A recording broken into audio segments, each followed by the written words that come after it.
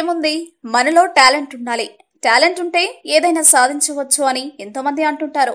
కానీ ఆ పేరే ఒక కాలేజ్ టాపర్ను ఎన్నో ఇంటర్వ్యూలలో రిజెక్ట్ చేసింది. ఆశ్చర్యంగా ఉంది కదా? నిజమే. ఇంతకీ అతని పేరేంటో, అతను ఎందుకు రిజెక్ట్ అయ్యాడో చూడండి. జంషెడ్పూర్కి చెందిన అతను తమిళనాడులో 2012లో ఇంజనీరింగ్ పూర్తి చేసి టాపర్గా నిలిచి 40కు పైగా ఇంటర్వ్యూలలో వెనుతిరగాల్సి వచ్చింది. ఇప్పటికీ అతను నిరుద్యోగిగా ఉండాల్సి వచ్చింది. ఇంతకీ అతని పేరు ఏంటంటే సద్దాం హుస్సేన్. 25 ఏళ్ల క్రితం అతని తాతగారు ఆ పేరు పెట్టారు. కానీ ఆ పేరే ఆ అబ్బాయికి భవిష్యత్తులో ఆటంకం తీసుకొస్తుందని ఆయన ఊహించి ఉండడు. నన్ను జాబ్లో తీసుకోవాలంటేనే భయపడుతున్నారు అని అతను పేర్కొన్నాడు. మొదట్లో అతను రిజెక్ట్ అవుతూ ఉంటే టాలెంట్ లేక అని భ్రమపడ్డాడు.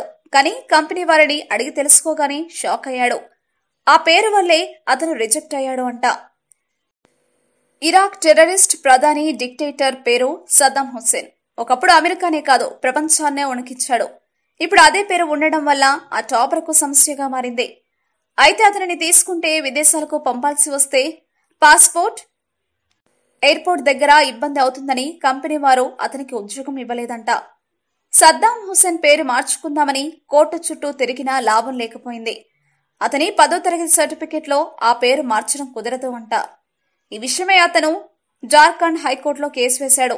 తీర్పు ఇంకా రాలేదు. అతని పేరు మారుతుందా, అతనికి ఉద్యోగం వస్తుందో లేదో ఎదురు చూడాలి.